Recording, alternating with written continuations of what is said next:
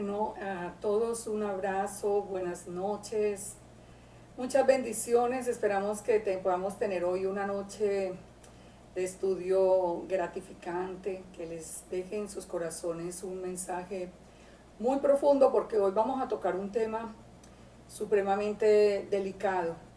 Y entonces vamos a empezar, claro, orando, porque solamente el Padre puede revelarnos, abrirnos nuestros ojos y darnos la sabiduría para que su palabra caiga en los corazones como buena tierra. Yo les ruego que allí donde ustedes están, cierren sus ojos y oremos y pidámosle allí desde el fondo de sus corazones, pidámosle la presencia a nuestro Elohim y Padre. Padre, gracias por esta nueva oportunidad de compartir tu palabra. Padre, bendecimos tu nombre y te damos gracias porque podemos aprovechar este tiempo cuando tú todavía puedes ser hallado. Porque estamos viendo, Padre, tantos problemas alrededor que muy pronto sabemos que se va a cumplir esa profecía que nos dice que ya buscaremos tu palabra y no la podremos encontrar. Padre, permite que en esta noche podamos utilizar este tiempo para que tu palabra quede grabada en nuestros corazones. Danos tu bendición, tu presencia. Te lo pedimos en el nombre de Yeshua HaMashiach. Amén y amén. Hoy vamos a ver un tema que es muy importante. Vamos a hacer un recuento un poquito de lo que hemos visto hasta hoy. Empezamos los estudios dando la visión general de lo que es el plan de las Escrituras, el plan que el Eterno colocó en las Escrituras, que como veíamos antes, nunca lo habíamos visto como con esa continuidad desde Génesis hasta Apocalipsis. La semana pasada, nos llevaron 2 clases. La semana pasada vimos qué era la Torá y la importancia de la Torá. Y en este proceso de restauración de todas las cosas vamos a ir hoy con un tema que es de muchísima importancia. Y el tema es ¿quién es Yeshua? ¿Quién es Yeshua? Nosotros sabemos por el libro de los Hechos, nos dice que estamos en el tiempo de restauración de todas las cosas. El tiempo de restauración de todas las cosas es un tiempo previo al regreso del Mesías. La palabra nos dice que Yeshua estaría a la diestra del Padre hasta el tiempo de restauración de todas las cosas y luego vendría. Entonces vendría. Todas las cosas se están restaurando, nuestros ojos fueron abiertos, hoy hemos entendido cuál es nuestra verdadera identidad, sabemos que somos esa casa de Israel que había abandonado la Torá, que se había ido, ese hijo pródigo que hoy está llamando de regreso a casa el Eterno. Nos mostró cómo era en realidad la Torá, que era su voluntad, sus enseñanzas. Nos ha dado un camino completamente diferente donde cada uno de los conceptos que habíamos aprendido los estamos restaurando. Restaurando quiere decir volviendo al original. Entonces estamos volviendo a las raíces hebreas, estamos volviendo al camino, a la senda antigua.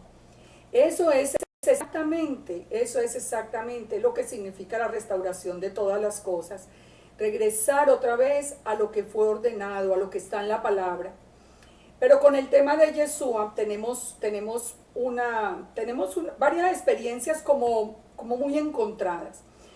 Porque si nosotros analizamos el plan del Eterno con la casa de Israel y con la casa de Judá, nosotros entendemos que esa ceguera en parte a la casa de Israel era con respecto a la Torá. Nosotros estábamos ciegos a la Torá, mientras que la casa de Judá tenía la Torá, pero está todavía, porque no ha llegado su tiempo de restauración, él está muy próximo, pero estaba ciego al Mesías. Nosotros tuvimos un encuentro con Yeshua. Yo no sé ustedes hace cuánto tiempo y si todos vienen, no sé si todos vienen del mismo trasfondo, me imagino que sí, porque la mayoría de nosotros Venimos caminando desde la Iglesia Católica hasta la cristiana, y de la cristiana un día escuchamos el llamado y venimos a las raíces hebreas. Es por lo menos el caminar de la mayoría, sé que hay excepciones, claro. Pero de todas maneras, lo importante es que nosotros un día escuchamos la voz de Yeshua y lo seguimos. En ese tiempo nos decían, usted quiere recibir a Jesús en su vida, y nosotros dimos nuestro consentimiento. Nos dijeron, Jesús está tocando a la puerta y llamando. Si tú le abres la puerta de tu corazón, Él entrará a tu vida y será contigo y cenarán juntos. Y yo sé que todos los que estamos aquí en esta noche reunidos hicimos esa confesión de fe. Abrimos el corazón para Jesús en aquel tiempo, abrimos el corazón y nuestra vida fue cambiada, de verdad fue cambiada. Entonces, nosotros tenemos una experiencia con Yeshua, una experiencia que habla más que todas las palabras que nos puedan decir. O sea, las personas pueden hoy decirnos, sí, ustedes aprendimos muchas cosas que no eran correctas, pero de todas maneras, en su misericordia, en su infinita sabiduría, y porque era parte del plan, sí fue con Yeshua con quien nos encontramos, por eso estamos aquí hoy. Él nos llevó en un camino hasta que se cumplió el tiempo de los gentiles, y cuando el tiempo de los gentiles se cumplió, tal como estaba profetizado, quitó el velo de nuestros ojos, de nuestro entendimiento. El Padre silbó desde los cielos y nosotros escuchamos el llamado para movilizarnos, salir del norte, del sur, del este y del oeste y regresar otra vez a la casa, regresar al pueblo de Israel, de donde un día salieron nuestros antepasados. Así que estamos seguros de tener a Yeshua. Pero ¿qué sucede con el tema de Yeshua? Lo que sucede es que nosotros ya con la Torá en nuestras manos nos damos cuenta que aprendimos algunas cosas que no son correctas y que las tenemos que corregir, porque como vamos a ver ahora en las escrituras, es de vital importancia, no solamente para nuestra vida, sino para poder llevar el mensaje también en la casa de Judá. Recuerden que la casa de Judá y la casa de Israel van a ser unidas al final, como dice Ezequiel, van a ser unidas en la mano del Todopoderoso. Así que cuando el Todopoderoso nos una, Judá debe conocer la Torá y el Mesías, y nosotros también el Mesías y la Torá. Así que tenemos cosas para corregir. Pero ¿cuál es el problema? No sería mucho si fuera solamente cambiar un concepto.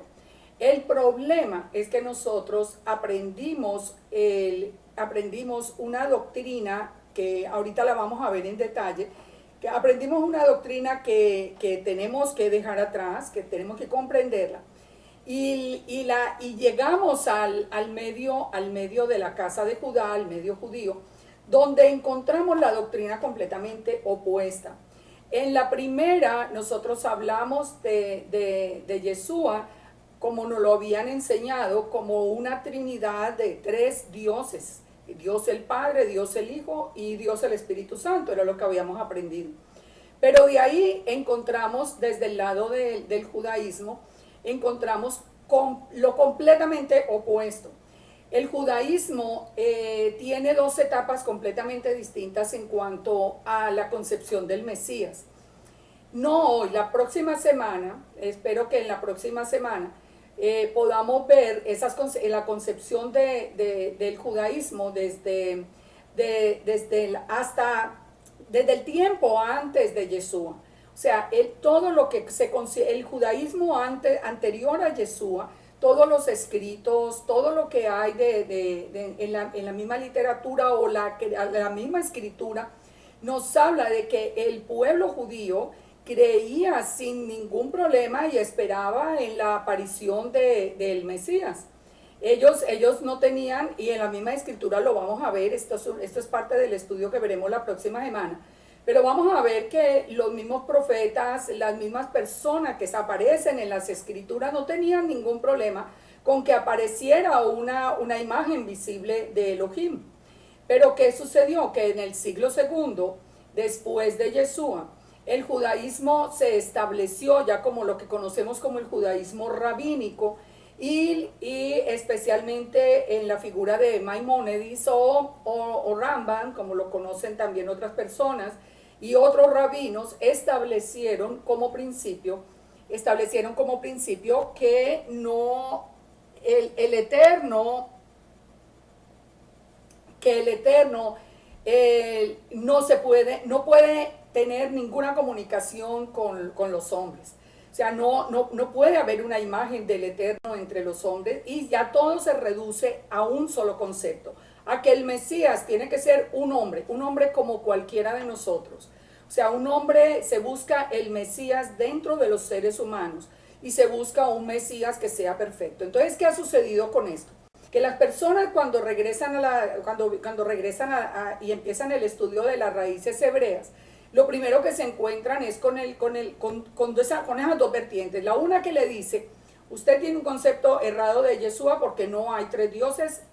Nosotros partimos de lo que dice la escritura, de la Shema, como escuchábamos ahora, inclusive hace un momento, antes de comenzar, que nos dice que Yahweh, nuestro Elohim, uno es. Entonces nos muestran en la escritura y ya decimos si aquí hay un problema.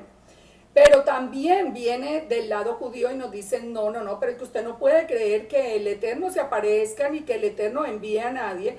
Usted va a creer que vamos a organizar las cosas hasta creer que Yeshua era solamente un hombre como tú o como yo, un hombre de carne y hueso, un rabino que nunca pecó.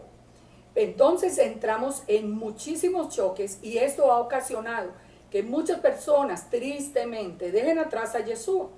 ¿Cuál es el problema de dejarlo? Que la misma escritura nos dice, y eso lo vamos a ir entendiendo en el estudio de hoy también, es que no podemos tener un regreso a Israel sin Yeshua. Solamente por él se llega al Padre. Eso es una verdad que está en las escrituras desde Génesis hasta Apocalipsis. No hay otro camino. Entonces, ¿qué es lo que yo les propongo en el estudio de esta noche? Vamos a comenzar entonces un estudio que es muy, muy delicado. El tema de la naturaleza de Yeshua es un tema muy delicado que yo no pretendo decirles que lo entiendo 100% y no se preocupen, aquí se los voy a explicar. Eso yo no lo pudiera decir, eso sería ni siquiera arrogancia, eso sería tontería. Lo que sí vamos a hacer es lo siguiente: nos vamos a centrar solo en las escrituras. Ustedes no van a conocer al final cuál es mi pensamiento acerca de Yeshua, porque mi pensamiento acerca de Yeshua es lo que diga la escritura. A mí no me interesa si hay hombres que dicen que tiene que ser un ser humano, hijo de padre y madre, y etcétera. No me interesa si la escritura me dice lo contrario, no me interesa si me dicen que tienen que ser tres y la escritura me dice lo contrario. Vamos a ver lo que dice la escritura. Así que abran su corazón, abran su mente, vamos a ir leyendo en el PowerPoint escrituras. Vamos a ver simplemente en este estudio qué nos dice la escritura acerca de Yeshua, el Mesías. Vamos a comenzar entonces el estudio y vamos a ir leyendo cosas que son muy importantes. Yo no me voy a afanar. Si hoy no, yo sé que no vamos a alcanzar a ver todo hoy, porque inclusive tengo ya preparado el tema para la próxima semana, porque este es un tema extenso. Pero sí les digo una cosa: yo sí quiero que ustedes queden por lo menos con la completa seguridad de qué es lo que dice la escritura acerca de Yeshua. Vamos a comenzar por la parte que nosotros más conocemos, todos los textos que nosotros más conocemos, y vamos a ver un concepto que necesitamos restaurar primero que todo.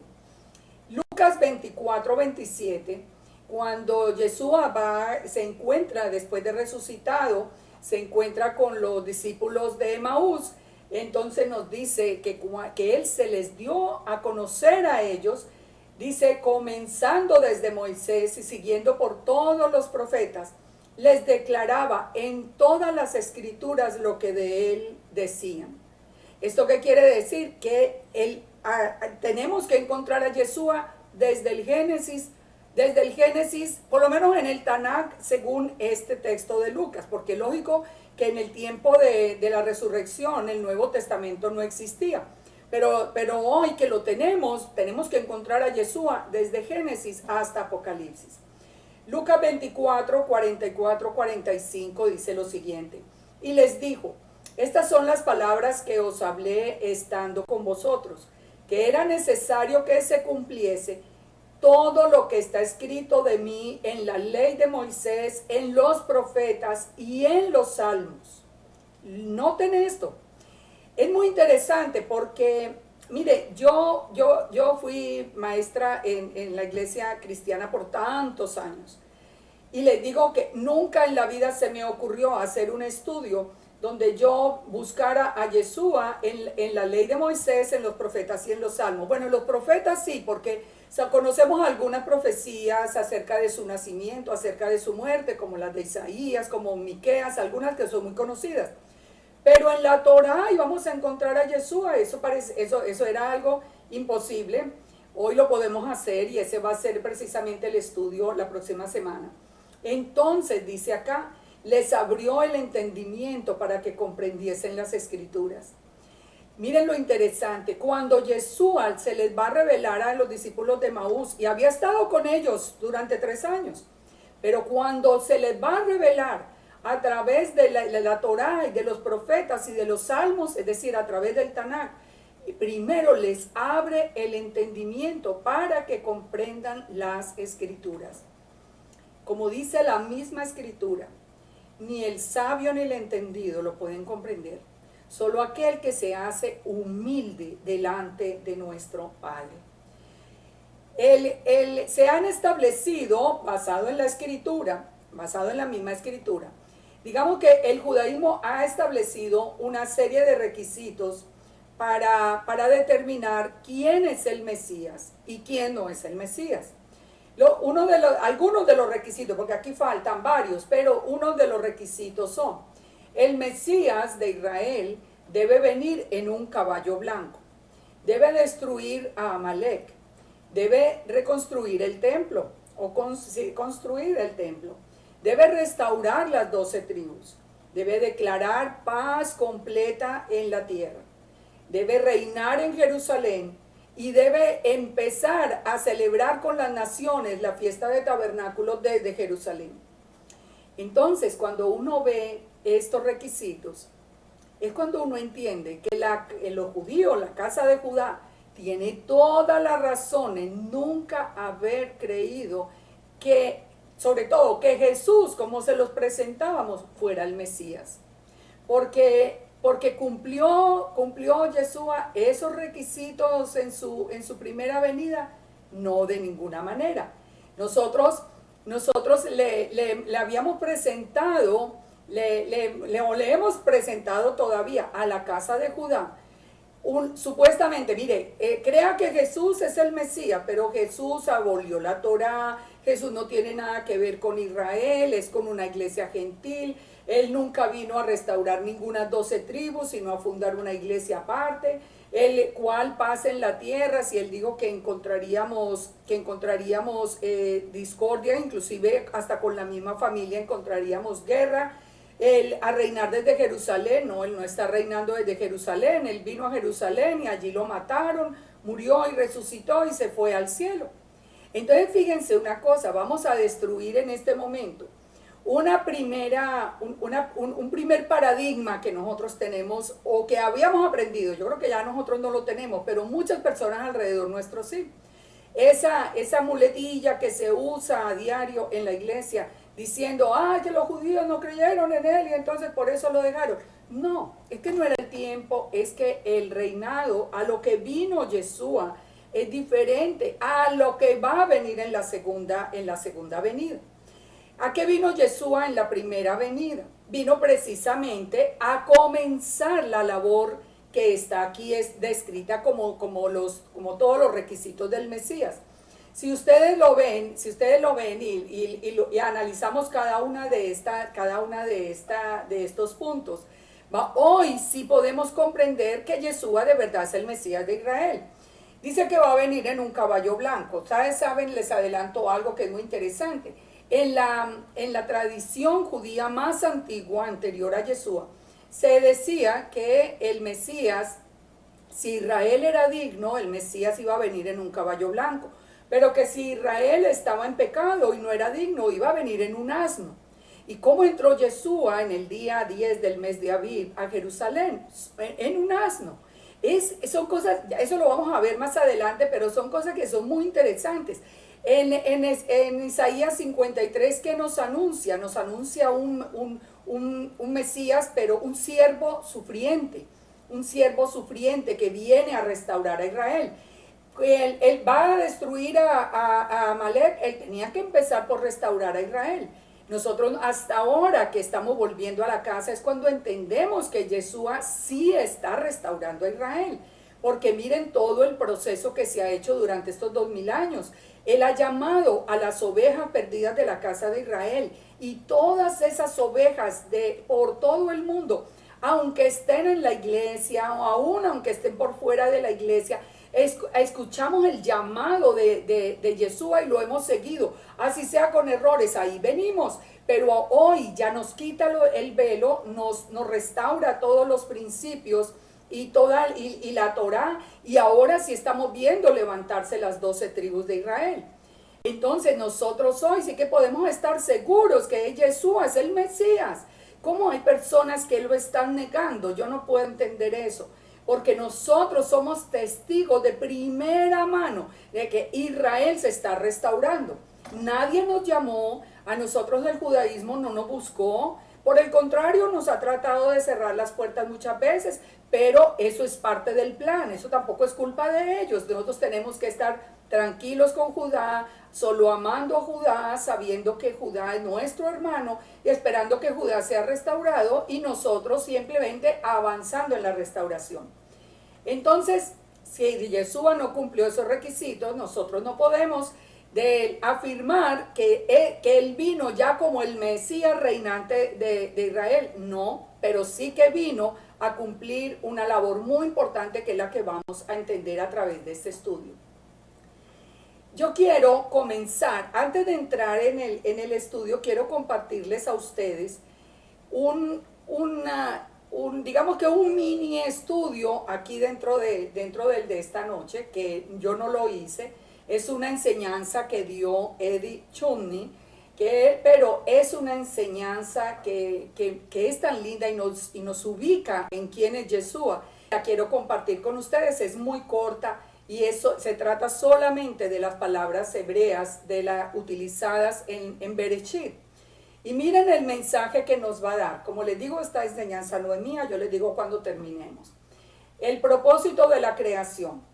El nombre de Bereshit tiene como primera letra, la primera letra hebrea es la letra Bet, que significa casa. Lo que vamos a ver es el significado de la palabra Bereshit, que nos dice cuál es el propósito de la creación.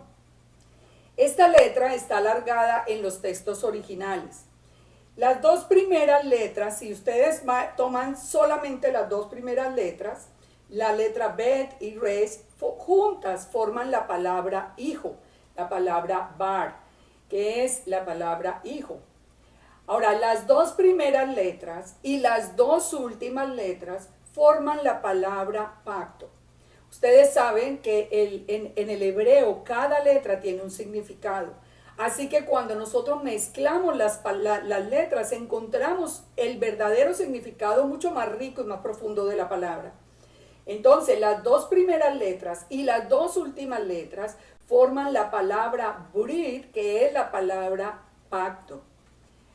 Si separamos la letra Bet y quitamos la primera letra, la letra Bet, y leemos solamente el resto, Reishit, corresponde a la palabra en el principio, o lo primero. La sola letra Bet en hebreo puede ser, además de en, como nosotros la hemos leído siempre, en el principio, esa letra también significa por o para. Esto está confirmado en el Midrash de Génesis de Rashi, donde dice que la palabra bet, que la letra bet, perdón, también significa for the sake of, o en el interés de, o por el bien de. O sea, la palabra bet significa en, pero también significa en el interés de o por el bien de. Entonces, ¿qué significa la palabra Bereshit? La palabra Bereshit en el principio significa que Yahweh construyó una casa para su hijo e hizo un pacto for the sake o en el interés del principio. Y construyó un pacto en el interés del principio. Yo sé que hasta ahora ustedes dirán, ¿y eso qué quiere decir? Vamos a ver, ¿quién es el principio según las escrituras? Según las escrituras. Jeremías 2:3 nos dice, santo era Israel a Yahweh, primicias de sus nuevos frutos. La palabra, aquí está también la palabra beginning, como primicias está traducida en esta versión. En Proverbios 8:22 nos dice, Yahweh me poseía desde el principio sabiduría o palabra y ya desde antiguo antes de sus obras. Es decir, volvamos atrás, Jeremías 2:3 nos dice que el principio, lo que estaba en el principio era Israel. Proverbios 8:22 nos dice que lo que estaba en el principio era la sabiduría o la palabra. Dice eternamente, dice Proverbios 8:22 y el 23, eternamente tuve el principado desde el principio antes de la tierra, pero eternamente tuve el principado y nos está hablando de la sabiduría o de la palabra. Pero en Juan 1:1 nos habla de que en el principio era el verbo. El verbo. Entonces, vamos a entrar después en Juan 1:1, no lo vamos a analizar en ese momento, un poquito más adelante hoy, pero nos dice que lo que era el principio era el verbo. Ahora, Primera de Corintios nos establece que hay un orden y que el Mesías son las primicias. El verdadero principio es el Mesías. ¿Esto qué quiere decir? Que Yeshua, Israel y la Torá o la palabra de Yahweh son el principio. Era lo que estaba desde la eternidad. Desde la misma eternidad con el Padre estaba el Mesías, estaba Israel, su pueblo, y estaba la Torá. La semana pasada aprendimos que la Torá es eterna. Entonces, el concepto de Israel, su pueblo, también es eterno. Y el concepto del Mesías también es eterno. Estaba con Yahweh desde el principio. Aquí vamos entendiendo algo que es muy, muy importante. Porque esto lo vamos a recordar un poquito más adelante para poder entender la naturaleza de Yeshua. Entonces, Yahweh, Bet construyó una casa, Bar para su hijo, Burit haciendo un pacto, Reishit con el principio. Entonces, el pacto es con Israel, el pacto es con el Mesías, el pacto es con la Torá. El Mesías es la Torá viviente. O sea, va a ser son palabras que después las vamos a ver unidas. Y de hecho, hay partes en las escrituras donde nosotros podemos, casi como, habla por ejemplo del siervo como Israel. Y el siervo pudiera ser al mismo tiempo Yeshua. Esto es lo que a nosotros nos vamos a ir aclarando en la medida en que hagamos el estudio. La Torá fue dada en el Sinaí como un pacto. Y en el Sinaí estaba la casa de Jacob. ¿Y quién dio la Torá? ¿Quién estaba anunciando la Torá? Allí estaba presente también el Mesías. Entonces, Israel, la Torá y el Mesías son una unidad inseparable. Es un ejad, eso es lo que se llama un ejad. Cuando nosotros decimos Shema Israel, Yahweh Eloheinu, o Adonai Eloheinu, Yahweh Ejad, Ejad es una palabra que significa una unidad compuesta, no una unidad simple. Unidad compuesta quiere decir, por ejemplo, un racimo de uvas es un Ejad. Un matrimonio, hombre y mujer, que se vuelven uno delante del Padre, es un Ejad. Entonces, es una unidad compuesta. Israel, la Torá y el Mesías son inseparables. Si Yahweh hizo su creación para él, como lo confirma Juan 1:3, cuando dice que todas las cosas por él fueron hechas, y sin él nada de lo que ha sido hecho fue hecho, entonces eso nos tiene que llevar a encontrar en las Escrituras la identidad, el carácter y la misión de Yeshua. Bueno, hasta aquí venimos con el estudio, de aquí ya seguimos en adelante con las Escrituras. ¿Quién es Yeshua? Vamos a ver quién es Yeshua. Vamos a empezar a entender por lo menos conceptos. Éxodo 3:15 nos dice algo que es completamente definitivo de entender, muy importante. No podemos venir a las raíces hebreas sin haber entendido esto.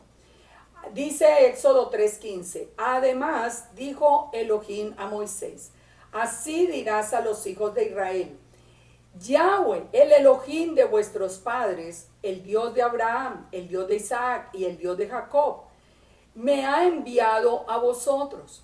Este es mi nombre para siempre. Con él se me recordará por todos los siglos. Recuerden una cosa y hago un paréntesis acá. Yo sé que hay muchas personas que lo pronuncian de otras maneras. No, eso no es el problema. Yo no tengo nunca problema con eso, ni esa es mi discusión, ni yo me voy a poner a demostrarles que se pronuncia Yahweh. Vamos a entenderlo como que Yud Hei Bad Hei, el que es, el que era y el que vendrá, es el Elohim de Abraham, de Isaac, de Jacob, y que Yud Hei Bad Hei es el nombre de él para siempre, como él va a ser recordado, como dice, por todos los siglos. Aquí vamos a establecer simplemente ese principio, ya que lo pronuncien o no, bueno, eso es una discusión que no viene al caso hoy. ¿Qué nos dice la Shema? Shema Israel, Yahweh Elohenu, Yahweh Echad. Escucha Israel, Yahweh nuestro Elohim, uno es. Deuteronomio 6:4 nos dice, oye Israel, Yahweh nuestro Elohim, uno es. Y miremos Marcos 12:28. ¿Qué pasa? ¿Qué nos dice Yeshua? Acercándose uno de los escribas que los había oído disputar y sabía que les había respondido bien, le preguntó a Yeshua, ¿cuál es el primer mandamiento de todos? Y Yeshua le respondió, el primer mandamiento de todos es, oye Israel, el Señor nuestro Dios, o Yahweh nuestro Elohim, Yahweh uno es. Ahora, ¿por qué estoy haciendo énfasis en esto? Porque estamos viendo en las mismas palabras de Yeshua confirmado que el nombre del Elohim de Israel, el nombre del Dios de Israel, el Dios de Abraham, Isaac y Jacob, es Yud Hei Bad Hei. Y Él es uno. Él es uno. Entonces, aquí vamos a empezar a deshacer la primera información que nosotros habíamos aprendido errada. Porque nosotros aprendimos el concepto de la Trinidad. Y el concepto de la Trinidad no tiene ninguna base bíblica. Vamos a ver muy rápidamente, porque no quiero que eso se nos vuelva el objetivo del estudio. Vamos a ver un poquito de dónde viene esa enseñanza de la Trinidad, pero muy rápidamente. Desde el tiempo de Alejandro Magno, desde el 323 antes de Yeshua, la meta era unir al mundo en el pensamiento helenístico griego. Y ustedes recuerdan por toda la historia, por ejemplo, de Hanukkah, todas las guerras de los macabeos, todo esto, cómo ellos trataron de cambiar el pensamiento hebreo, el pensamiento de Israel, el pensamiento judío, por un pensamiento griego.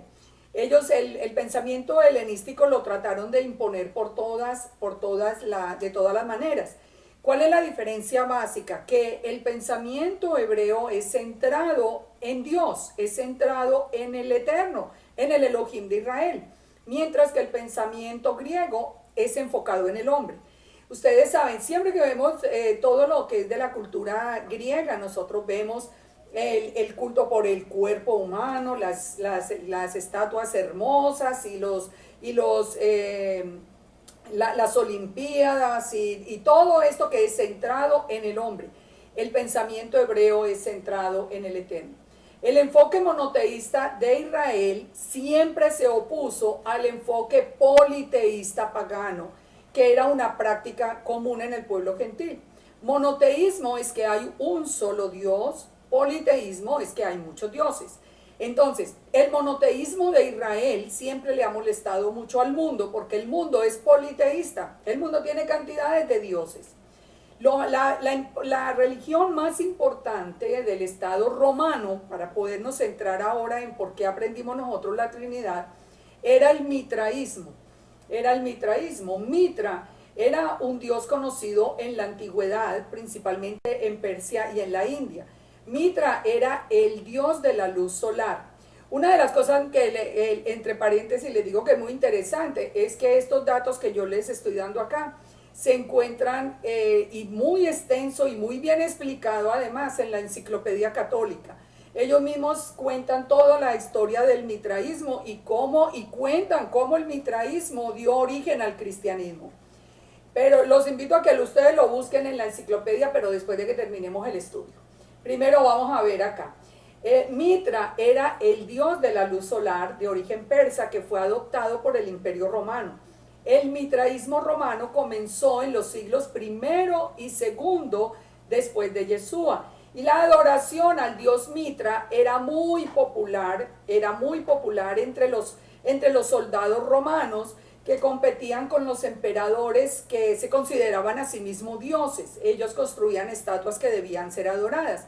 O sea, todos sabemos que los césares romanos, todos ellos se consideraban dioses y pedían adoración para ellos, y todo esto se había establecido en Roma precisamente. A finales del siglo III se produjo un sincretismo entre la religión mitraica y ciertos cultos solares de procedencia oriental. Entonces hicieron lo que se llamó la religión del Sol Invictus, que es donde ya va a entrar Constantino a fundar la Iglesia Católica. Dicha religión fue establecida como oficial en el Imperio Romano en el año 274 por el emperador Aureliano, quien erigió en Roma un templo consagrado a la nueva divinidad y creó un cuerpo de sacerdotes para rendirles culto a Mitra, a todos los dioses mitraicos, y el máximo dirigente llevaba el título de Pontifex Solis Invicto, el pontífice del sol invicto. El mitraísmo se caracterizaba por tener tríadas de dioses. Todos los dioses del mitraísmo y en general los dioses paganos vienen de A3. Si ustedes entran, por ejemplo, en Google y están mirando todo el origen de todas las religiones babilónicas, ustedes van a ver que siempre aparecen en tríadas. Eran en grupos de A3, o también lo que es muy común y muy popular, es el culto a la madre y al hijo.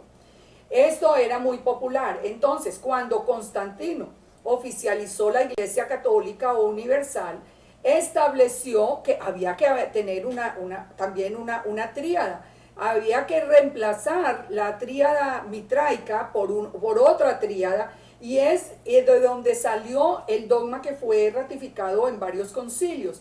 El dogma de la Trinidad. El dogma de la Trinidad nos decía que eran tres dioses distintos, tres personas distintas y un solo Dios verdadero. Así estaba enunciado en el principio. Pero eran tres personas distintas. El problema hoy, mucha gente que habla de la Trinidad y no sabe cuál es el origen real. La verdadera doctrina de la Trinidad dice que son tres personas diferentes. Es decir, que el Padre, el Hijo y el Espíritu Santo eran tres personas completamente distintas, y las tres eran dioses. De ahí viene Dios el Padre, Dios el Hijo y Dios el Espíritu Santo. La Enciclopedia Católica termina diciendo algo que es muy simpático, porque dice: pero con el triunfo del cristianismo, el mitraísmo llegó a un final repentino. Nosotros sabemos que no fue que llegó a un final repentino, sino que hubo ese sincretismo, y entonces quedó todo mezclado, mitad la verdad, mitad las cosas paganas. Pero bueno, ¿por qué venimos a esto? Porque de ahí fue donde nosotros lo aprendimos. Nosotros ya hemos visto que la iglesia cristiana ha sido muy obediente a Roma, aunque se separó de la autoridad de Roma. Pero de Roma sigue obedeciendo todo, el día de reposo, la fecha de la Pascua, la Trinidad, todos los dogmas católicos, la iglesia cristiana los ha seguido aceptando. Entonces, ¿qué es lo que nosotros vamos a ver hoy? Que no existe sino un solo Elohim, que es Yahweh. Es Yahweh. Es el Padre, no más. No hay otro Elohim. Perdón, un momento. Ya. No existen tres personas distintas, solo existe el Padre. Ahora, si solo existe el Padre, ¿cómo podemos entender la figura de Yeshua? Vamos a ir adelante en las Escrituras, ustedes solamente vamos a ir leyendo, todavía no saquen muchas conclusiones. Deuteronomio 10:17 nos dice, porque Yahweh vuestro Dios, es Elohim. Es que me está fallando acá un momento, ponemos acá. Deuteronomio 10:17 dice, porque Yahweh vuestro Elohim es Elohim de dioses y Señor de señores, Elohim grande, poderoso y temible, que no hace acepción de personas, ni toma cohecho, que hace justicia al huérfano y a la viuda, que ama también al extranjero, dándole pan y vestido. Ustedes se dan cuenta quién es el que nos está diciendo que es el Dios de dioses, el Señor de señores, el Dios grande, poderoso y temible. Dice, es Yud Hei Bad Hei. Sigamos adelante. Primera de Timoteo 2:5 nos dice, porque hay un solo Elohim. Nos dice, hay un solo Elohim y un solo mediador entre Elohim y los hombres, que es Yeshua. Yo le puse allí en el PowerPoint Jesucristo hombre, porque yo sé que es lo que nosotros siempre recordamos haber aprendido. Y yo quiero que ustedes vean cómo podamos entender el concepto bien. Entonces, si ustedes miran con cuidado la imagen nos está diciendo que hay un solo Elohim, que es Yud Hei Bad Hei, que es Yahweh, y están los hombres, y Yeshua es un mediador. Ya no estamos encontrando en las Escrituras que haya tres dioses, que hay el Dios el Padre, Dios el Hijo y Dios el Espíritu Santo. Eso no es verdad. Yeshua es un mediador. Sigamos adelante. Juan 17:3-5 nos dice, lean con atención, y esta es la vida eterna. Aquí está hablando Yeshua. Yeshua mismo está diciendo, esta es la vida eterna, que te conozcan a ti, a Yahweh, está hablando, el único Elohim verdadero, y a Yeshua a quien has enviado. ¿Se dan cuenta? Yeshua mismo dice, solo hay un Elohim verdadero. Ya hemos visto ya 3 citas donde nos dice exactamente el mismo concepto. Dice, yo te he glorificado en la tierra. Él está hablando con el Padre, él está orando en este momento. Yo te he glorificado en la tierra, he acabado la obra que me diste que hiciese. Ahora pues, Padre, glorifícame tú al lado tuyo, con aquella gloria que tuve contigo antes de que el mundo fuese. Aquí tenemos un punto que es muy importante. ¿Por qué? Porque miren que solamente en este verso, que tal vez lo habíamos leído muchas veces, pero que no lo habíamos como degustado, como palabra por palabra, encontramos muchas cosas muy importantes. La primera dice que solo Yahweh es el único Elohim verdadero. Dice que él, Yeshua, es el enviado por Elohim, es el enviado, pero que estaba con Elohim antes de que el mundo fuese. Es decir, la preexistencia de Yeshua aquí empezamos a verlo, que aquí empezamos a deshacer esa enseñanza hoy tan de moda hoy en las raíces hebreas, que nos dicen que Yeshua era un gran rabino, un hombre común y corriente, un hijo de vecino que fue muy bueno y un rabino muy bueno. Aquí no, porque él mismo está diciendo que él estaba con el Padre antes de que el mundo fuese. Sigamos adelante. Juan 4:23 dice, mas la hora viene y ahora es cuando los verdaderos adoradores adorarán ¿a quién? Al Padre en espíritu y en verdad. Porque también el Padre, tales adoradores, busca que le adoren. ¿Qué fue lo que nosotros aprendimos en la iglesia, especialmente en la iglesia cristiana? Nosotros en la iglesia cristiana aprendimos que el que siempre es objeto de adoración es solo Jesús. Y a Jesús le oramos y a Jesús lo adoramos y el Padre quedó como en un segundo lugar.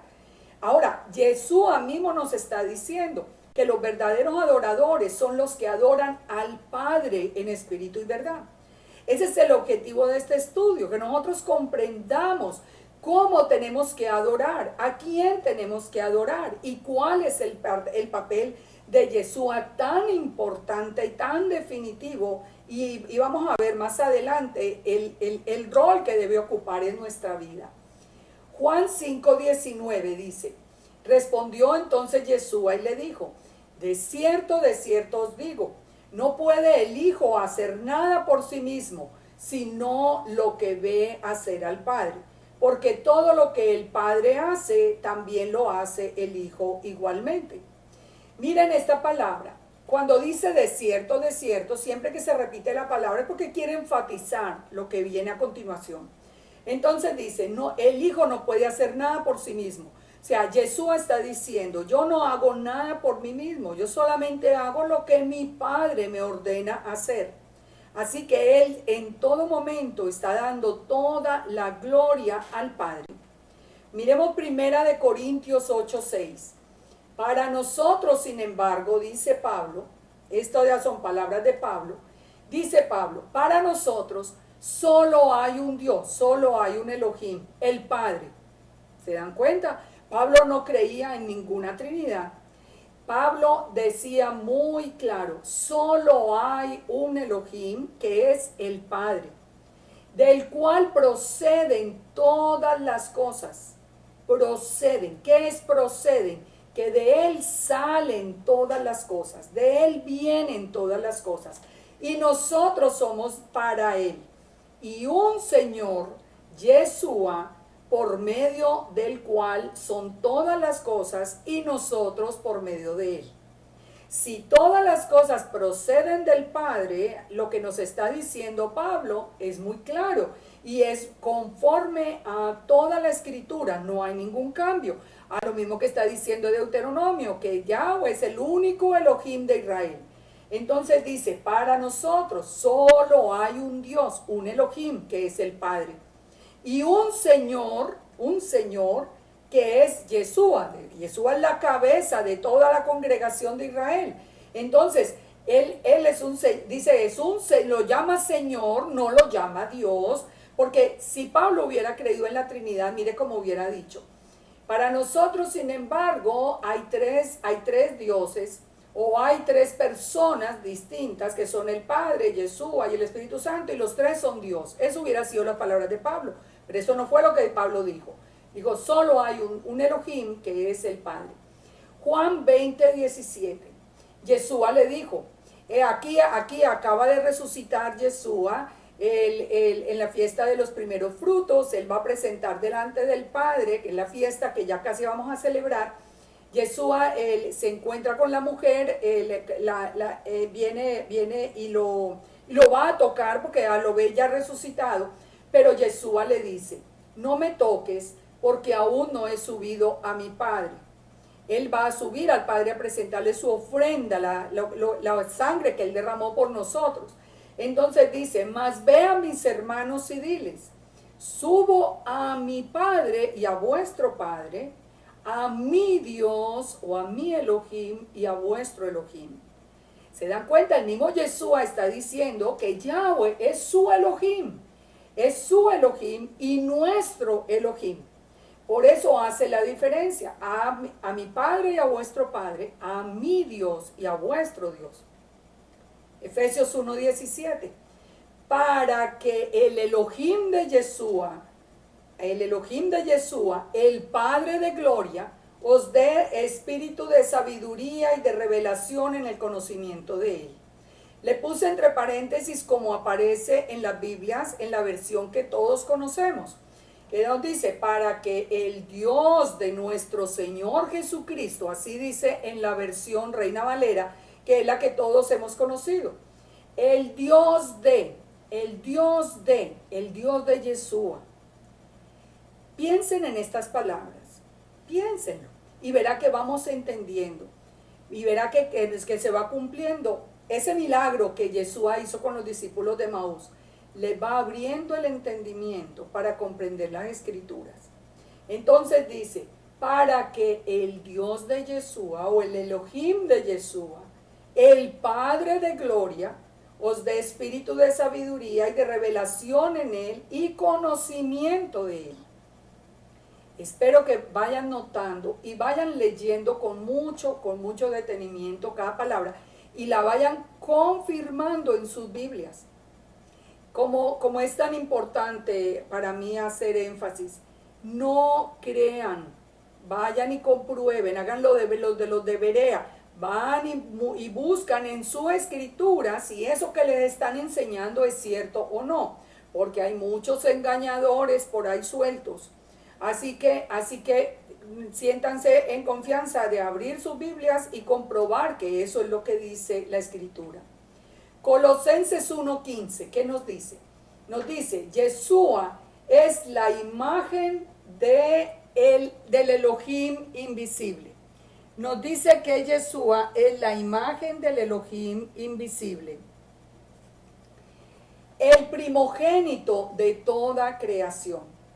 Miren, esta es una de las definiciones que al final vamos a ver que es de las definiciones más claras acerca de Yeshua.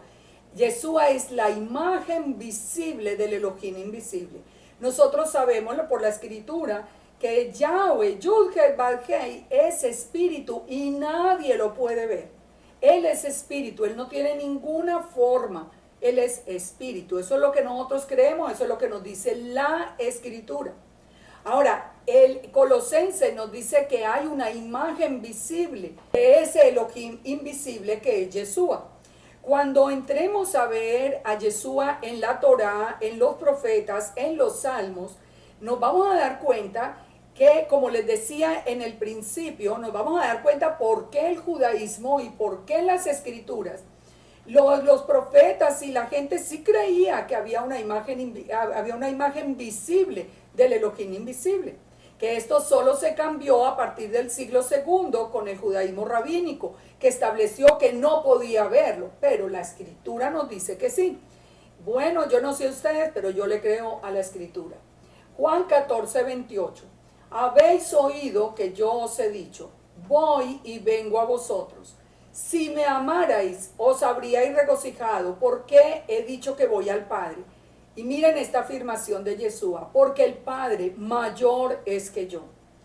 Miren, no pueden existir tres personas distintas de un solo Dios verdadero si uno es mayor que el otro.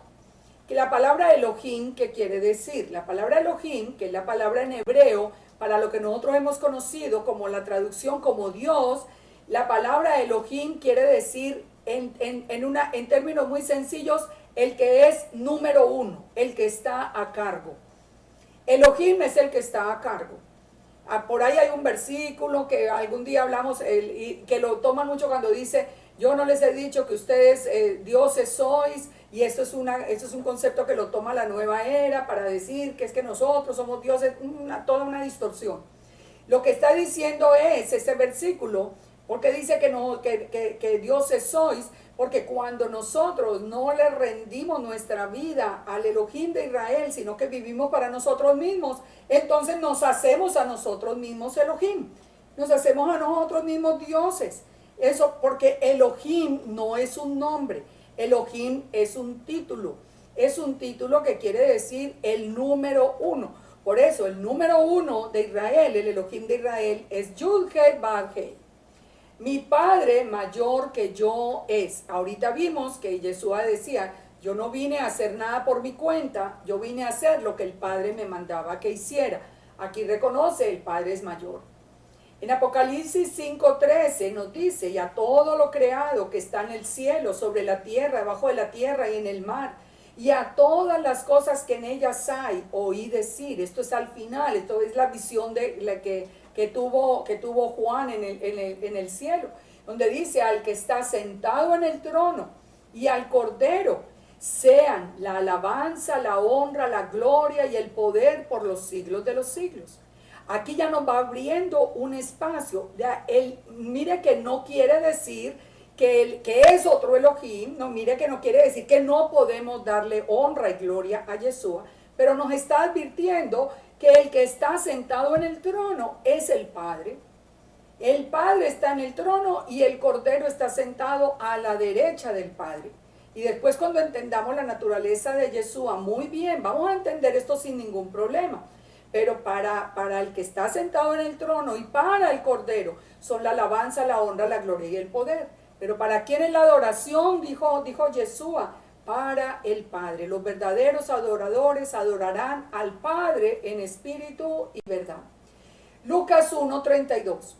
Ahora concebirás en tu vientre y darás a luz un hijo y llamarás su nombre Yeshua. Aquí estamos hablando del nacimiento de Yeshua. Este será grande, Yeshua será grande y será llamado Hijo del Altísimo. Hijo del Altísimo. Y miren lo que dice, y el Señor Dios, o sea, Yahweh, le dará el trono de David su padre, y reinará sobre la casa de Jacob para siempre, y su reino no tendrá fin. ¿Se dan cuenta?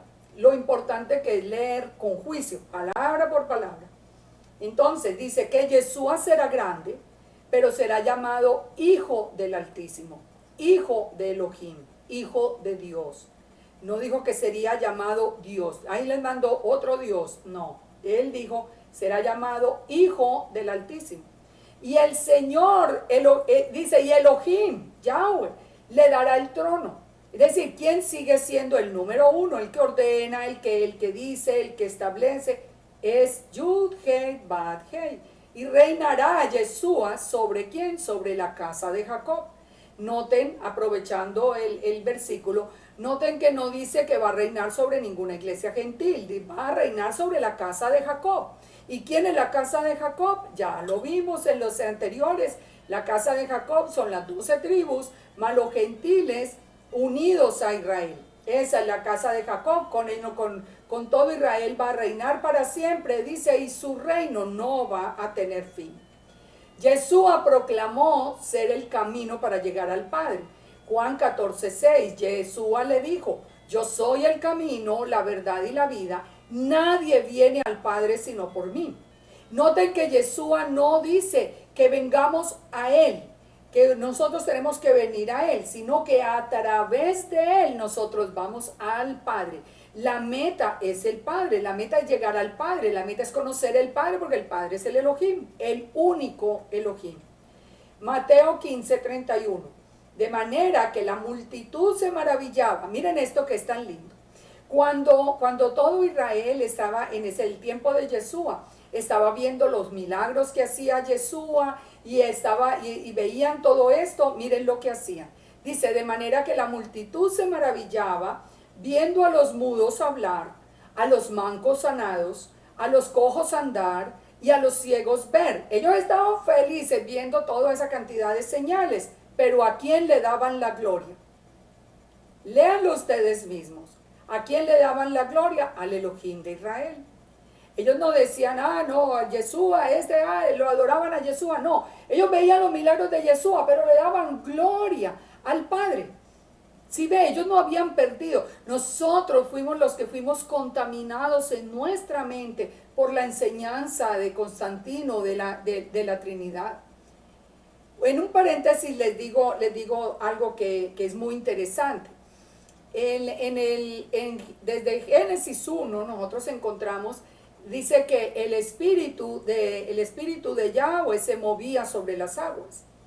O sea que el espíritu del Eterno aparece desde Génesis. Pero ustedes nunca ven al pueblo judío diciendo, ay, ¿será que es un Dios o será que son dos dioses porque son el Padre y el Espíritu? No, ellos entienden perfectamente que solo hay un Elohim, que es el Padre, que es Yud-Heh-Vav-Heh, y que su espíritu era el que se movía sobre las aguas, pero su espíritu, ellos no están pensando de ninguna manera, porque no fueron contaminados con lo de la Trinidad, ellos no están pensando en dos, por lo menos. Entonces, miren qué lindo, volviendo a Mateo 15:31, como dice que se maravillaban. ¿Y a quién glorificaban? Al Elohim de Israel, a Yahweh. Mateo 19:17. Yeshua le dijo al muchacho que se acerca a preguntarle, ¿cómo haré para ganar la vida eterna? Y le dice, ¿por qué me llamas bueno? Ninguno hay bueno sino uno, Yahweh, Elohim. Miren las palabras de Yeshua. ¿Por qué me dice bueno si bueno no hay sino uno, que es Elohim, que es Yud-Heh-Vav-Heh? Mas si quieres entrar en la vida eterna, guarda la Torah. Imagínense, ¿alguna vez habíamos leído esos versículos? Yo creo que no. Por lo menos teníamos las escamitas todavía en los ojos. Mateo 22:36. Maestro, le preguntan a Yeshua, ¿cuál es el gran mandamiento en la ley, en la Torah? Y Yeshua responde, amarás a Yahweh tu Elohim con todo tu corazón, con toda tu alma y con toda tu mente. Toda, con toda. Mire que él no dijo, bueno, amarás a Yahweh tu Elohim, ni al Hijo y al Espíritu Santo. Y él no dijo nunca eso. Con todo tu corazón, todo es 100%. Yeshua está diciendo, el 100% de tu corazón, de tu alma y de tu mente es para Yud-Heh-Vav-Heh, para el Padre, porque Él es el Elohim de Israel, solo Él es único. Mateo 27:46 nos dice, y cerca de la hora novena, Yeshua clamó a gran voz diciendo, Elí, Elí, lama sabactani, esto es, Dios mío, ¿por qué me has desamparado? Yeshua está clamando allí, pero la palabra que está utilizando son Elohim mío, Elohim mío. Así que esto también nos confirma lo que hemos venido diciendo. Vamos a ver Juan 14:1. No se turbe vuestro corazón. Creéis en Dios, es decir, así dice la traducción Reina Valera. Nosotros, creéis en Yahweh, creéis en Elohim, creed también en mí. En la casa de mi Padre muchas moradas hay. Si así no fuera, yo lo hubiera dicho. Voy a preparar lugar para vosotros. Pero miren que Yeshua siempre está hablando de el Padre. No está hablando de que para Él sea la atención ni la adoración, ni que Él sea el fin mismo de la enseñanza. Juan 1:1. Juan 1:1. Miren, ahora sí vamos a ver Juan 1, que es muy interesante. Nos dice, en el principio era el verbo. Vamos a analizarlo muy bien y vamos a descubrir una cantidad de cosas muy interesantes. Leámoslo primero, así como lo sabemos de memoria. En el principio era el verbo, y el verbo era con Dios, y el verbo era Dios. Este era en el principio con Dios. Todas las cosas por Él fueron hechas, y sin Él nada de lo que ha sido hecho fue hecho. En Él estaba la vida, y la vida era la luz de los hombres. La luz en las tinieblas resplandece, y las tinieblas no prevalecieron contra ella. Bueno, vamos a leer hasta allí, pero les voy a pedir un favor para que ustedes entiendan bien Juan 1. Porque, ¿de qué ha servido Juan 1? Para decir, no, mire, el verbo es Yeshua, y mire que dice que el verbo era Dios. Entonces, Yeshua es Dios. Conclusión, Yeshua es Dios. Pues, ¿saben una cosa? Vamos a leerlo con tanta atención y ustedes van a ver que eso no es lo que está diciendo Juan 1. Vamos a leerlo con mucha atención, versículo por versículo. Y les voy a pedir lo siguiente. olvide que nosotros sabemos, porque sí es, o sea, Yeshua es la palabra de quien está hablando Juan. Pero por un momento, olvidémonos que nosotros sabemos que es Yeshua. Digamos que que alguien que no sabe nada de Yeshua, que no sabe ni que él vino ni nada, está leyendo estas palabras. Tratemos de leerlo sin pensar en Yeshua, sino en lo que dice solamente el texto. Y ustedes van a ver lo que vamos a entender tan interesante. La palabra verbo es la traducción al español de la palabra griega logos. Logos. Si ustedes buscan en la concordancia o buscan la palabra griega utilizada, va a ser la palabra logos. Pero la palabra utilizada en hebreo para ese mismo, que fue traducido como logos, es la palabra davar en hebreo. O sea, en español la palabra es verbo. En griego la palabra es logos. En hebreo la palabra es davar. En los Targumim, el Targum, bueno, vamos a hablar sobre el Targum la semana entrante porque es muy importante. Allí se traduce como la memra o la palabra del Eterno.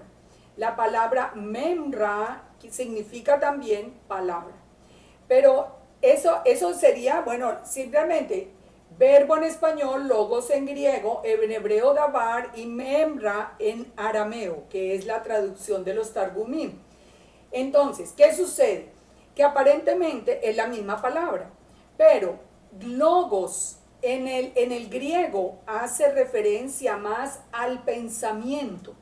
La palabra logos hace referencia al pensamiento griego, a toda la estructura del pensamiento humano.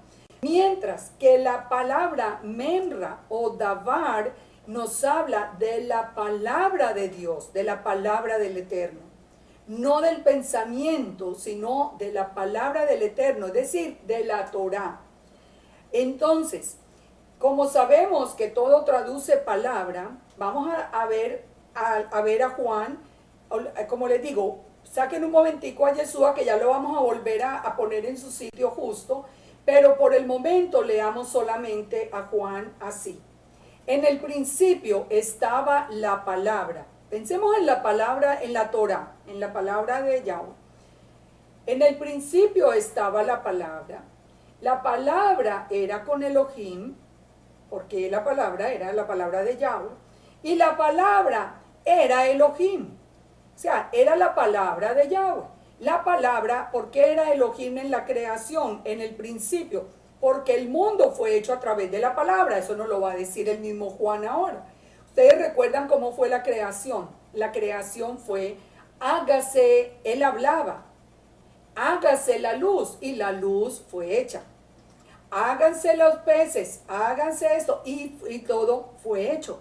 O sea, el poder de la palabra es el Elohim mismo de la creación, es decir, a través de la palabra, y como les digo, esto ya no lo va a decir Juan, pero sigamos acá.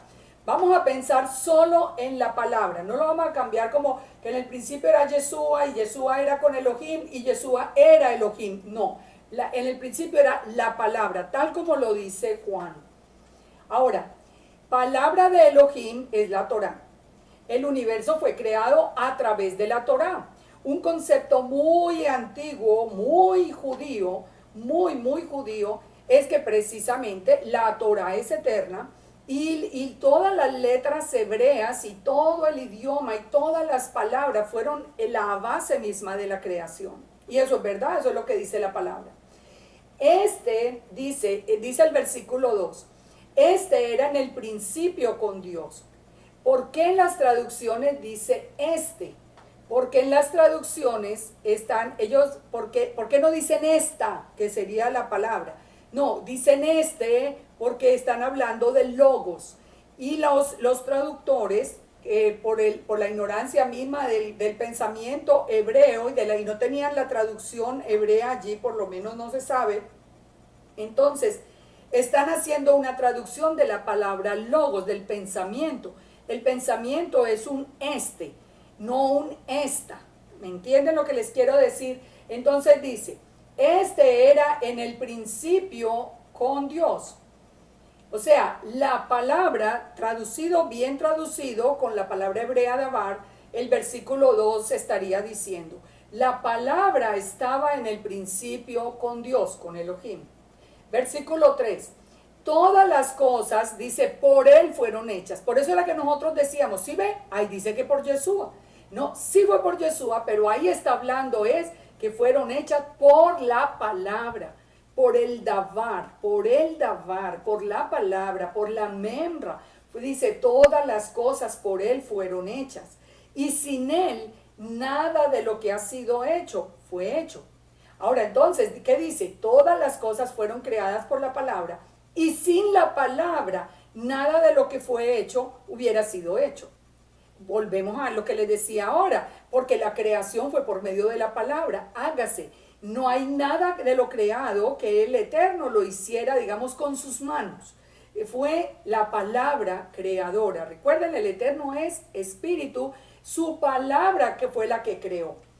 Entonces el versículo 4 dice, en él estaba la vida, y la vida era la luz de los hombres. ¿En quién? ¿Cómo lo podríamos entonces traducir? En la palabra estaba la vida, y la palabra era la luz de los hombres. Esto vimos, ¿se acuerdan cómo comenzamos el estudio? Que decimos que Yeshua, la Torah e Israel son un ejad inseparable.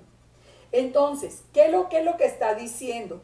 La Torah es la que nos da vida, nos dice la palabra. Por ejemplo, dice Proverbios 7:2, guarda mis mandamientos y vivirás, y mi ley como la niña de tus ojos. La palabra es vida, la Torah es vida. Cuando el Padre nos trae de muerte a vida, digamos en Ezequiel 37, cuando sopla sobre esos huesos muertos, ¿por qué les vuelve a dar vida? Porque nos trae a la Torah es vida. Entonces, en la palabra de Elohim estaba la vida, es lo que está diciendo literalmente Juan. Nosotros lo interpretábamos a la manera como se nos acomodaba inmediatamente. Pero mire que le está diciendo, en la palabra, en la Torah estaba la vida. Y la vida era la luz de los hombres. ¿Qué nos dice la misma escritura? La misma escritura nos dice, lámpara es a mis pies tu palabra y lumbrera a mi camino. Entonces fíjense y verá, ¿cuál es la luz de los hombres? La Torah, la palabra. Pero sigamos leyendo a ver qué es lo que va a pasar. Entonces dice, y la vida era la luz de los hombres. ¿Qué fue creado el primer día para separar la luz, para separar las tinieblas y entrar la luz? La luz fue la primera creación. Dice entonces en el versículo 5, la luz en las tinieblas resplandece y las tinieblas no prevalecieron contra ella. Entonces, ya esta parte hasta ahí la sabemos. Esperemos, sigamos el versículo 6. Dice el versículo 6, hubo un hombre enviado de Dios, el cual se llamaba Juan. Aquí nos está hablando de Juan el Bautista. Este vino por testimonio para que diese testimonio de la luz. Aquí no dice para que diese testimonio de Yeshua, dice para que diese testimonio de la luz, a fin de que todos creyesen por él. No era él la luz, o sea, Juan no era la luz, sino para que diese testimonio de la luz. De la luz. Todavía sigamos leyendo literalmente. No era él la luz, sino para que diese testimonio de la luz. Aquella luz verdadera que alumbra a todo hombre venía a este mundo.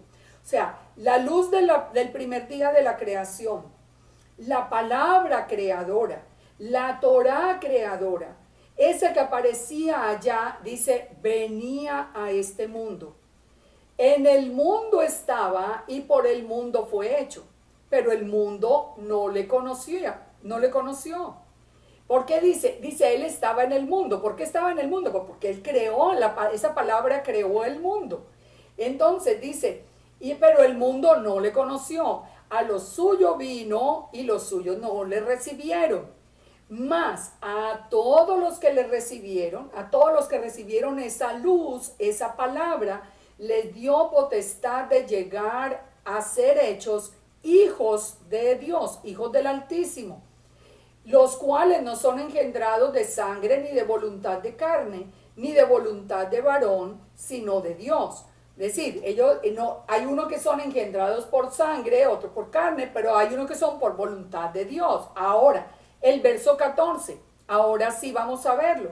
Y aquel verbo, o sea, esa palabra que había en el principio, esa Torah que había en el principio, esa Torah que creó el mundo, esa palabra que creó el mundo, fue hecho carne y habitó entre nosotros. ¿Se dan cuenta? Ahora sí sabemos por qué nosotros decimos que Yeshua es la Torah viviente. Él es esa palabra que estaba con Elohim, que ahora se hizo hombre, vino al mundo. Esa palabra venía al mundo. Y él dice, y aquel verbo, o sea, esa palabra, ese davar, esa memra en arameo, esa palabra se hizo carne y habitó entre nosotros. Y vimos su gloria, gloria como del unigénito del Padre, lleno de gracia y de verdad.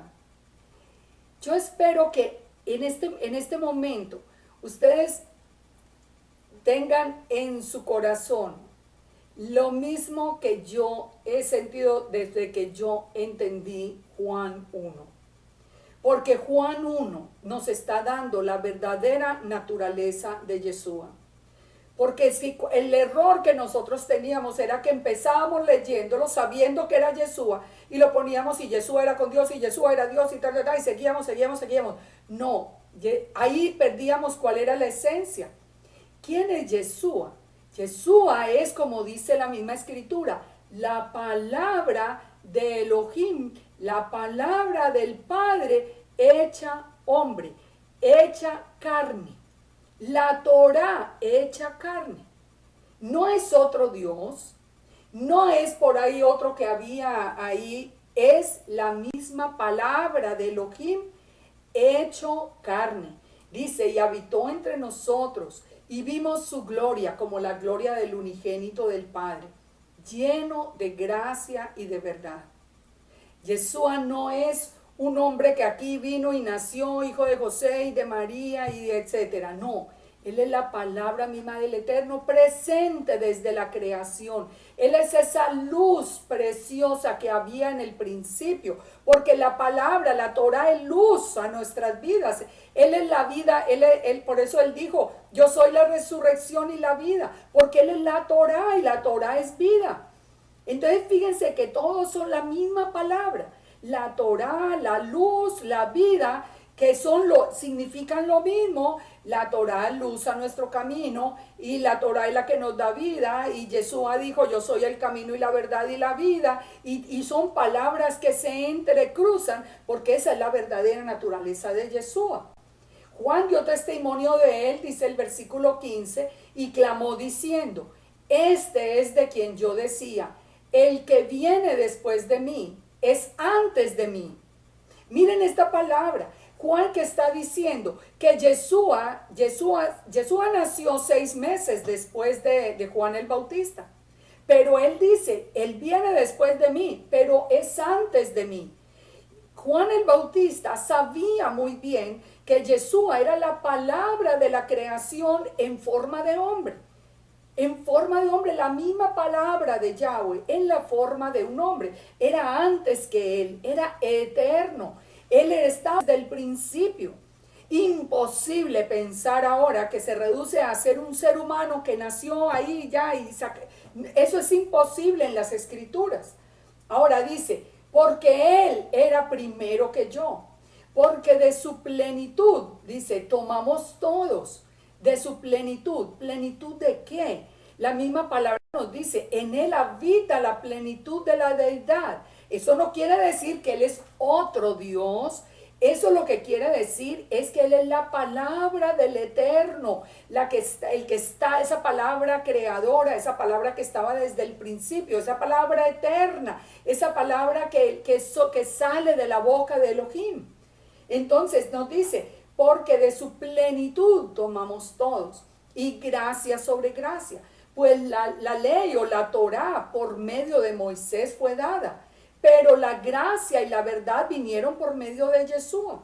Muchos dicen, sí ve, ahí dice que ya la Torá está abolida, ya, ahí dice, primero fue la ley por medio, la dispensación de la ley, vino por medio de Moisés y ahora vino. No, lo que está diciendo es que esa palabra creadora, el Padre la dio escrita a través de Moisés y a nosotros nos la presentó hecho carne, lleno de gracia y de verdad, que es lo que está diciendo Juan.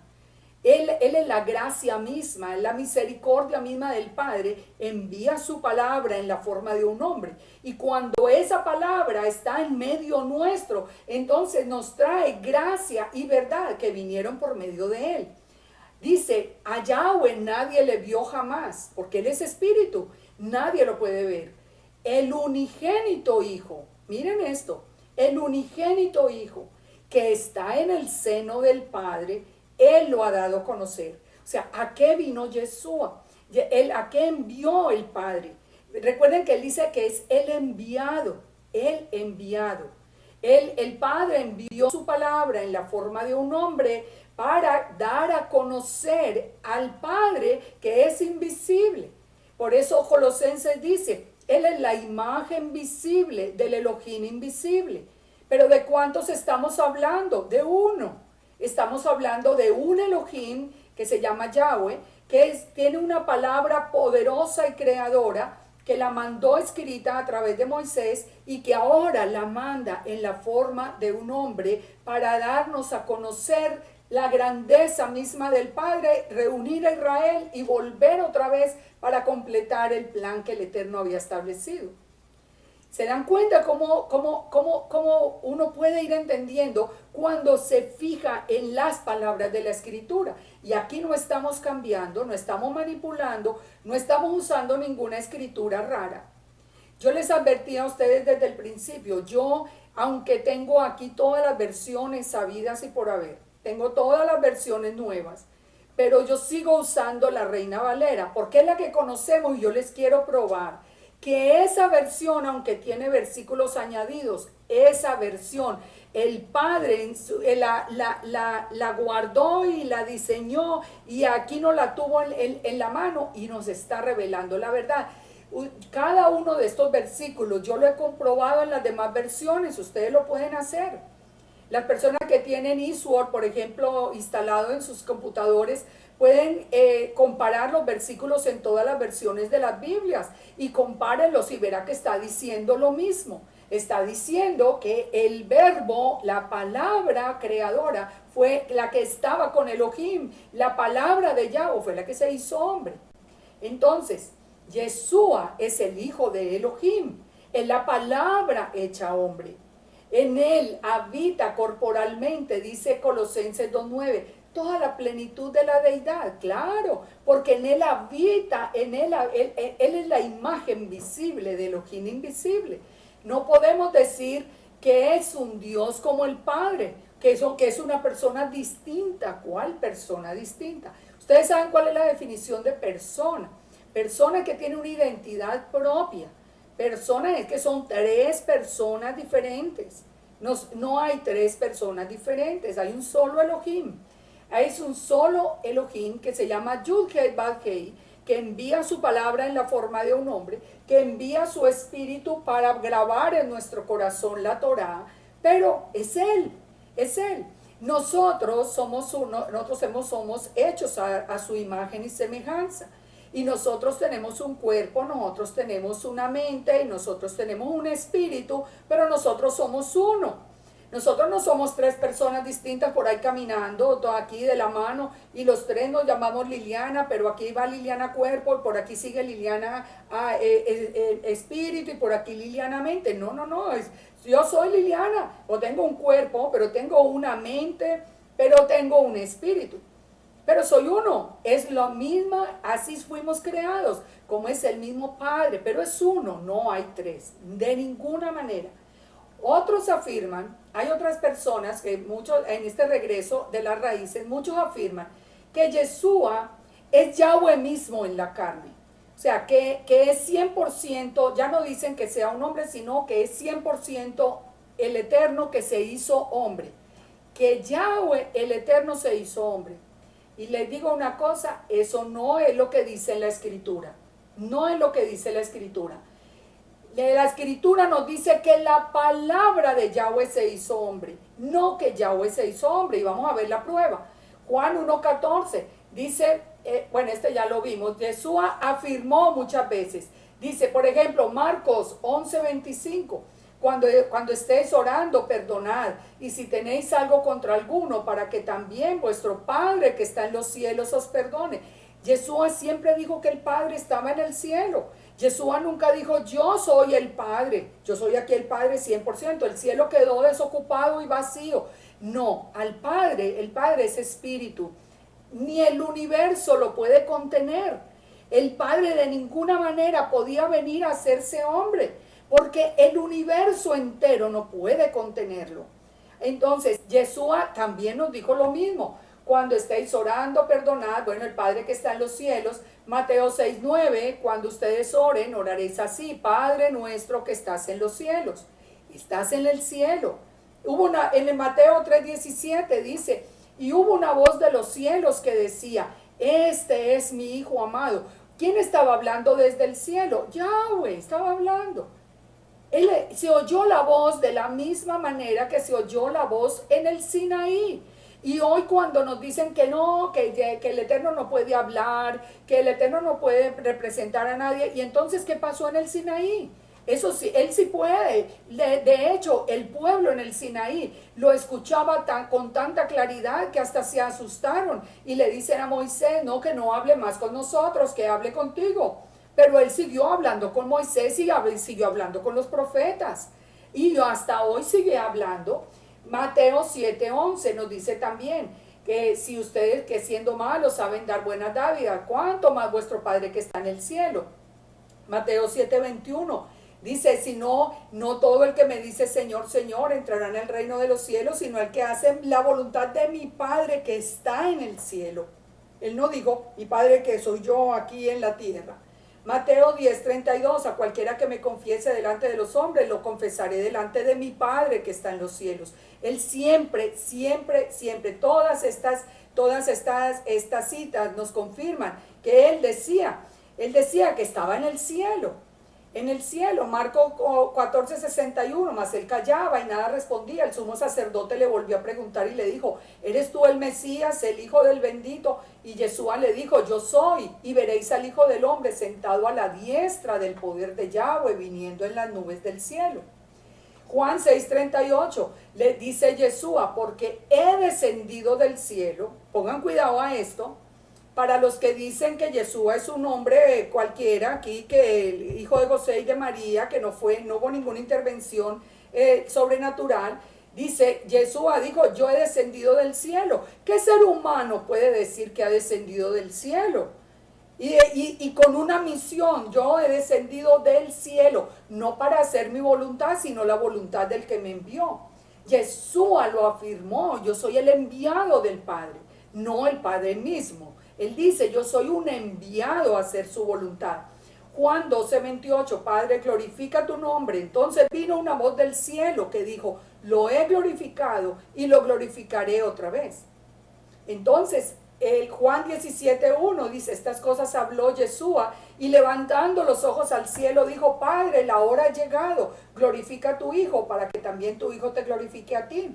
Si Yeshua fuera el eterno 100% que se hizo hombre, entonces está mintiendo acá cuando mira, alza los ojos al cielo y ora al Padre. Y ya vemos que, ¿quién es Yeshua?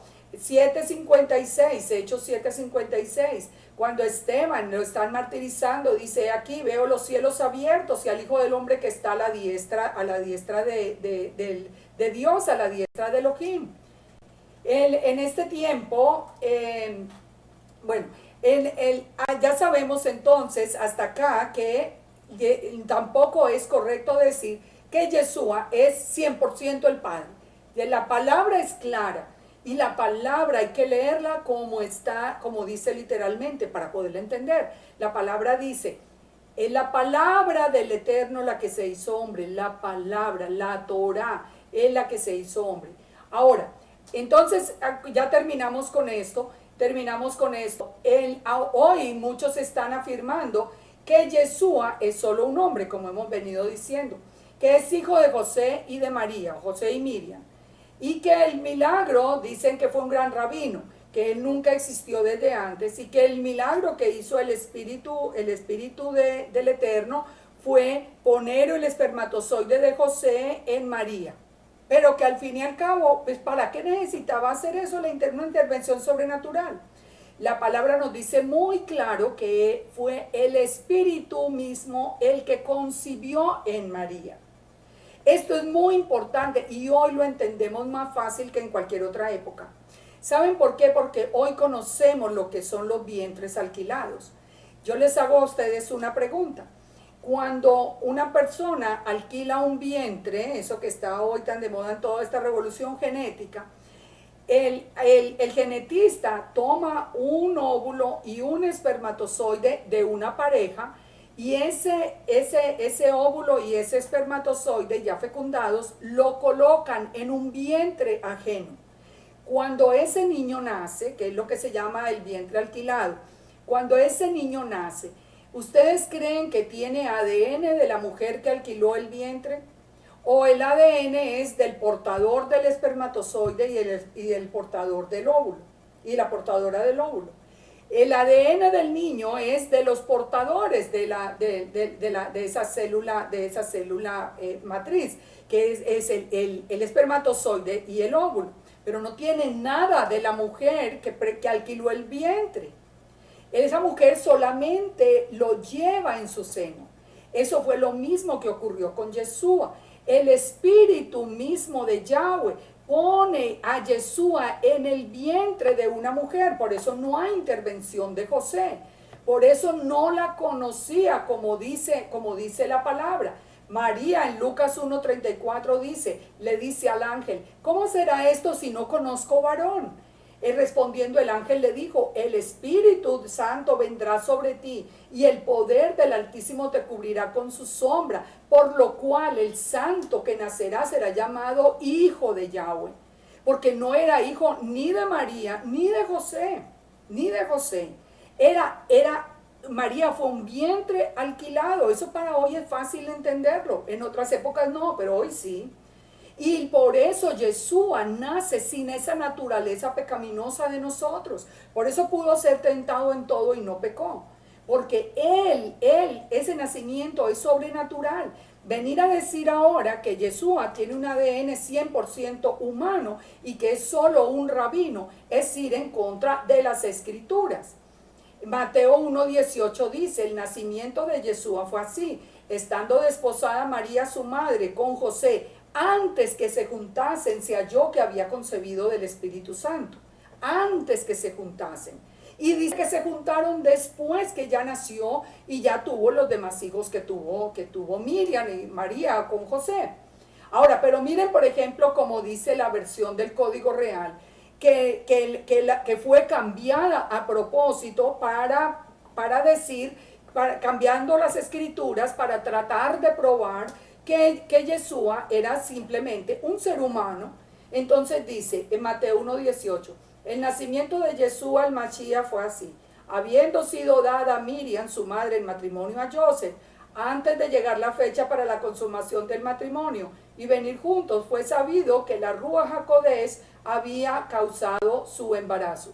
Bueno, tratan de cambiarlo y después viene una explicación larguísima, pero lo cierto es que le sigue diciendo lo mismo. Antes de que se juntasen, el Espíritu mismo vino y puso en María ese es el hijo mismo de Elohim. Ahora, si Yeshua hubiera sido un hombre, hubiera violado la Torá, ¿saben por qué? Porque él nunca reconoció a María y a José como sus padres. Él a María nunca la llamó madre, él la llamaba mujer. Y él hubiera violado la Torá si él hubiera sido un hombre. Cuando a él le preguntaban, ¿quiénes son mi madre y mis hermanos? Él contestaba, todo el que hace la voluntad de mi Padre, esos son mi hermano, mi hermana y mi madre. Él nunca aceptó a María y a José, nunca los reconoció como su madre y sus padres biológicos. Él mismo hablaba de los negocios de mi padre, por ejemplo en Lucas 2:48. Él llama, por ejemplo, a María o a Miriam, le dice, ¿qué tienes conmigo, mujer? Le dice en la boda de Caná. Él no le dice madre de ninguna manera. Lucas también le dice a una mujer que le dice en la multitud, bendecido el vientre que te trajo y los senos que mamaste. Y él dice, no, bendecido los que oyen la palabra de Yahweh y la guardan. La preexistencia es muy clara y la preexistencia la vamos a ver en la próxima semana que vamos a continuar. Ahora, si Yeshua fue un hombre, ¿cómo es posible que diga que él conoció a Abraham? Entonces Yeshua es un mentiroso, porque ningún ser humano puede nacer dos veces. No existe la reencarnación en las escrituras. Entonces, que dice, los judíos le dijeron, no tienes ni 50 años y has visto a Abraham, y Yeshua contestó, yo soy antes que Abraham. La semana entrante vamos a ver cuándo fue que Yeshua se encontró con Abraham. Y es cierto, la escritura nos dice que se encontraron. Así que la preexistencia de Yeshua la vamos a estudiar en la próxima semana. Esta es la vida eterna, que te conozcan a ti, el único Dios verdadero. Dice, y glorifícame con la gloria que tuve antes que el mundo fuese. Ya lo vimos ahora hace un rato. O sea que las escrituras afirman que Yeshua es eterno y que Yeshua es el hijo de Yahweh. Así lo llamaba inclusive el mismo Satanás lo llamaba. Si tú eres hijo de Dios, échate abajo. O sea, él lo reconocía que era el hijo, En Mateo nos dice, en la barca, los discípulos le dijeron, verdaderamente eres el hijo de Yahweh. Él, respondiendo Simón Pedro, le dijo, tú eres el Mesías. Cuando le pregunta quién soy yo, el hijo del Dios viviente. En Mateo 26, te conjuro por el Dios viviente que nos digan si eres el Mesías, el Hijo de Dios. Ellos le preguntaban, ellos sabían que no era un hombre común y corriente. Lo retaban aún estando en la cruz. Si eres hijo de Dios, baja de la cruz. En el principio del evangelio de Yeshua dice, él es el hijo de Elohim. Todas estas pruebas, terminamos con esta cita, Proverbios 34, que nos dice, ¿quién subió al cielo y descendió? ¿Quién encerró los vientos en sus puños? ¿Quién ató las aguas en un paño? ¿Quién afirmó los términos de la tierra? ¿De quién está hablando? Está hablando del Eterno. ¿Cuál es su nombre? Y el nombre de su hijo, si sabes. En el futuro, ¿saben una cosa? Aquí en Proverbios, David está preguntando, ¿cuál es el nombre del padre y cuál es el nombre del hijo? Él sabía que había un hijo, pero en el futuro los dos serán uno. En el futuro serán uno. Miren esta cita, 1 Corintios 15:26. El postrer enemigo que será destruido es la muerte, porque todas las cosas las sujetó Yahweh debajo de los pies de Yeshua. Y cuando dice que todo fue sujetado a él, claramente se exceptúa a aquel que sujetó a él todas las cosas. ¿Qué está diciendo aquí Pablo? Que todo está sujeto, el Padre sujetó toda la creación a Yeshua, menos él, porque él es el Padre, porque él es el Todopoderoso, porque él es Espíritu, porque nada puede contenerlo. Entonces dice, pero cuando todas las cosas estén sujetas, el Hijo mismo, Yeshua, se sujetará otra vez a Yahweh. Miren esto, traten de pensar en esto. Yeshua es la palabra del Eterno hecha carne. Salió de la palabra del Eterno en la forma de un hombre. Vino, hace toda la obra redentora, redime a Israel, recoge a Israel. Y después viene para juzgar el mundo. Todas las cosas quedan sujetas bajo los pies de Yeshua. Y entonces dice 1 Corintios que Yeshua volverá otra vez al Padre. Esa palabra volverá otra vez a sujetarse al Padre.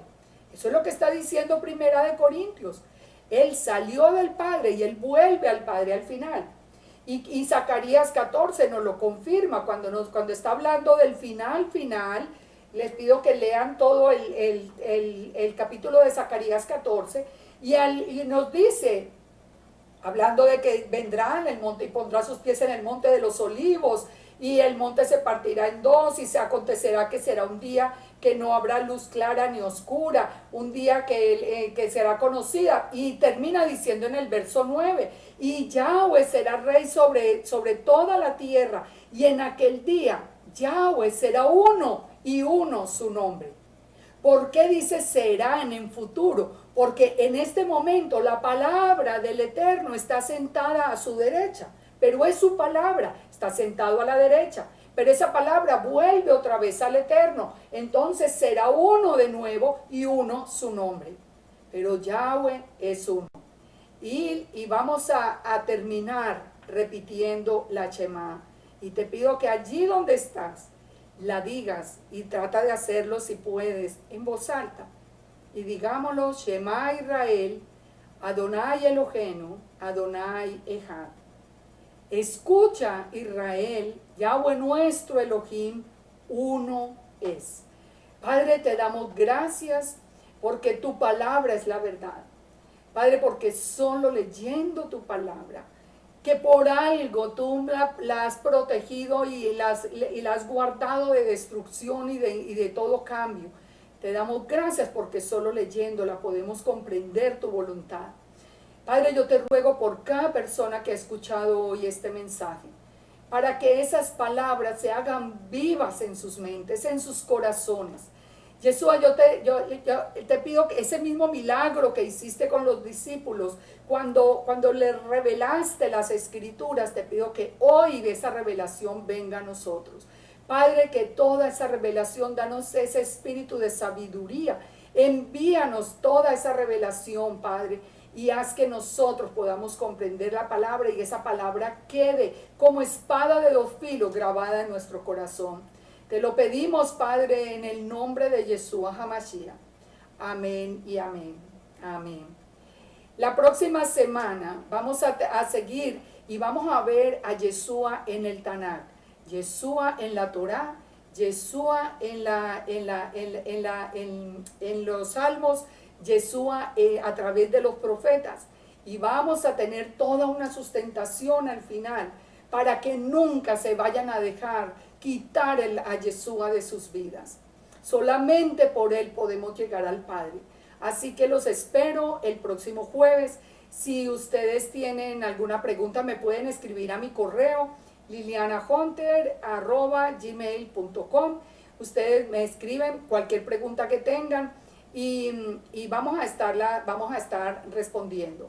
Espero que ya cuando se esté colocado el video en la página, si quieren lo pueden volver a ver más despacio, comprobando versículo por versículo, y sobre todo aprendamos a leer con atención y literalmente la palabra para que vean qué bendición tan grande es. Que tengan una feliz noche, que el Eterno los bendiga en abundancia en esta semana. A los que se acuerden les pido que oren por mí, que tengo una conferencia en Orlando, una conferencia que, bueno, siempre necesitamos que el Padre sea el que nos acompañe y el que nos dirija. Les ruego que estén orando por mí, por el viaje, por todo esto, por toda la conferencia. Y nos vemos entonces en una semana, si el Eterno lo permite. Muchas bendiciones y que sigamos estudiando, firmes estudiando las Escrituras, porque solo en ellas encontramos la verdad. Amén.